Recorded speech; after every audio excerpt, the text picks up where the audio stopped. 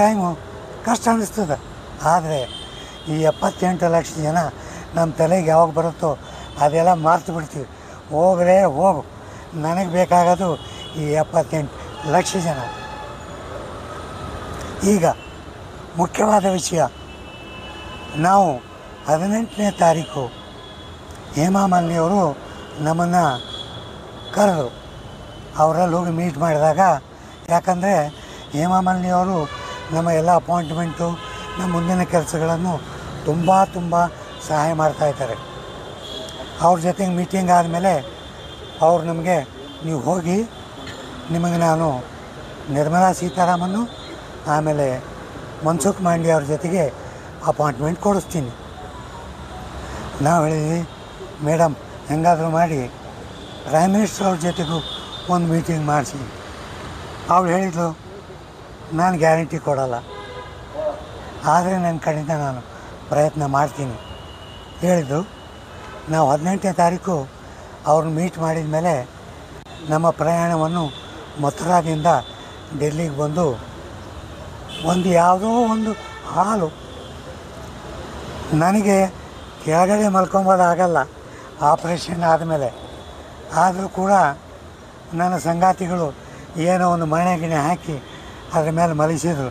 ಯಾಕಂದರೆ ನಮಗೆಲ್ಲ ಕೆಳಗಡೆ ಕೂತ್ರೆ ಗಾಳಿ ಹೇಳಲಿಕ್ಕಾಗಲ್ಲ, ನಿಮಗೆಲ್ಲರಿಗೂ ಅನುಭವ ಇದ್ದಿದ್ದೇ ಅದ.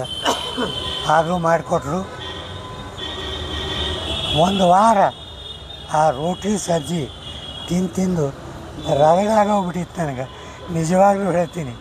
ಆದರೂ ಏನೋ ನಮ್ಮ ಜನರ ಸಲುವಾಗಿ ನಾನು ಎಷ್ಟೋ ಬಿಟ್ಟು ನಾವು ಎಷ್ಟೋ ಜನರಿಗೆ ಕಾಂಟ್ಯಾಕ್ಟ್ ಮಾಡ್ತಾ ಹೋದ್ವಿ. ಕೊನೆಗೆ ನಮಗೆ 6 ಗಂಟೆಗೆ sport authority of India SAI, ಯಾಕಂದರೆ ಮನ್ಸುಖ್ ಮಾಂಡವ್ಯರು ಅದಕ್ಕೂ ಮಿನಿಸ್ಟ್ರ್ ಇದ್ದಾರೆ, ನಮಗೆ ಅಲ್ಲಿ ಬರೋಕ್ಕೆ 6 ಗಂಟೆಗೆ ಹೇಳಿದರು. ನಾವು ಹೋದ್ವಿ ಅಲ್ಲಿ. ಅದು 50 ಕಿಲೋಮೀಟ್ರ್ ಊರು ಹೊರಗಡೆ, ಅದು sport authority of India office.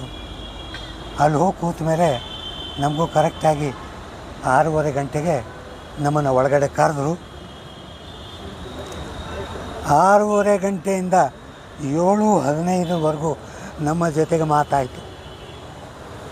ನಾನು ಕೇಳಿದ್ದು ಒಂದೇ, ಸರ್ ನೀವು ಮಾಡ್ತೀನಿ ಆಗತ್ತೆ, ನನಗೆ ಬೇಕಾಗಿಲ್ಲ, ಎಷ್ಟು ಮಾಡ್ತೀರಾ, ಯಾವಾಗ ಮಾಡ್ತೀರಾ, ಇಷ್ಟೇ ಹೇಳ್ರಿ, ನಮಗೇನೂ ಬೇಕಾಗಿಲ್ಲ ಅಂತ ಡೈರೆಕ್ಟ್ ನಾನು ಹೇಳಿದರೆ ಹೆಂಗೆ ನೋಡಿರೋ ನನಗೆ. ಸರ್ ನಮ್ಮ ತ್ರಾಸ ನಿಮಗೇನು ಗೊತ್ತು ಸರ್, 200 ಜನ ತಿಂಗಳ ಹೋಗ್ತಾ ಇದ್ದಾರೆ, 20 ಲಕ್ಷ ಜನ ವಿಧವೆಯರಾಗಿದ್ದಾರೆ. ಗೊತ್ತು ಸರ್, ನನಗೆ ಗೊತ್ತು. ಆದರೆ ನೀವು ಹೇಳಿ, ನಿಮ್ಮ ಪ್ರಸ್ತಾವನೆ ₹1 ಕೊಡ್ತೀನಿ ಅಂತ ಹೇಳ್ರಿ, ಯಾವಾಗ ಕೊಡ್ತೀನಿ ಅಂತ ಹೇಳ್ರಿ, ಸಾಕು. ನಮಗೆ ಆಸೆ ಕೊಟ್ಟು ಹಾಗೆ ಕೂರಿಸಬೇಡ್ರಿ ಹೇಳಿದಾಗ 40 ಮಿನಿಟ್ಸಿಗೆ ಆ ಯಪ್ಪ ಬಾಯಿ ತೆಗದ. ಅವನೇನು ಹೇಳಿದ ಅಂದರೆ, ದೊಡ್ಡ ಮನುಷ್ಯ ನೋಡಿ ಸರ್, ನಿಮ್ಮ 3 ತಿಂಗಳಿಂದನೇ ನಾವೊಂದು ಫಿಗರ್ ಹೇಳಿದ್ದೆ. ನನ್ನ ಪ್ರಯತ್ನ ಏನಂದರೆ ಅದಕ್ಕಿಂತ ಜಾಸ್ತಿ ಕೊಡಿಸೋ ಪ್ರಯತ್ನ. ಇನ್ನೊಂದು ಹೇಳ್ಬೇಕಂತ ಮಾಡೀನಿ, EPFOದವರು ನಮ್ಮ ಫೈಲು ಕ್ಲಿಯರ್ ಮಾಡಿಬಿಟ್ಟಿದ್ದಾರೆ. EPFOದವ್ರ ಹತ್ರ ಮಿನಿಮಮ್ ಪೆನ್ಷನ್ ಕೆಲಸ ಏನಿಲ್ಲ, ಹೈಯರ್ ಪೆನ್ಷನ್ದಿದೆ, ಅದನ್ನ ಆಮೇಲೆ ಮಾತಾಡ್ತೀನಿ ನಾನು. ಇವರು ತಮ್ಮಲ್ಲಿರ್ತಕ್ಕಂಥ ಬಜೆಟ್ಟು ಏನಿದೆ, ನಾವು ಎಷ್ಟು ಕೊಡ್ಬೋದು ಅಂತ ಪ್ರಸ್ತಾವನೆ ಲೇಬರ್ ಡಿಪಾರ್ಟ್ಮೆಂಟ್ಗೆ ಕೊಟ್ಟು ಕಳಿಸ್ಬಿಟ್ಟಾರೆ. ಅವ್ರು ಎಷ್ಟು ಕಳಿಸ್ಯಾರಂದ್ರೆ 3,000 ಪ್ರಸ್ತಾವನೆ ಕಳಿಸ್ಯಾರ. ನಾವೇನು ಹೇಳಿದ್ವಿ, ನೋಡಿ ಸರ್, ಏನೂ ಕೊಡ್ದೇ 3,000 ಪೆನ್ಷನ್ ಎಲ್ಲರಿಗೂ ಕೊಡ್ತಾಯಿದ್ದೀರ, ನಾವಿಷ್ಟು 450, 540, 1,250 ಕೊಟ್ಟ ಮೇಲೆ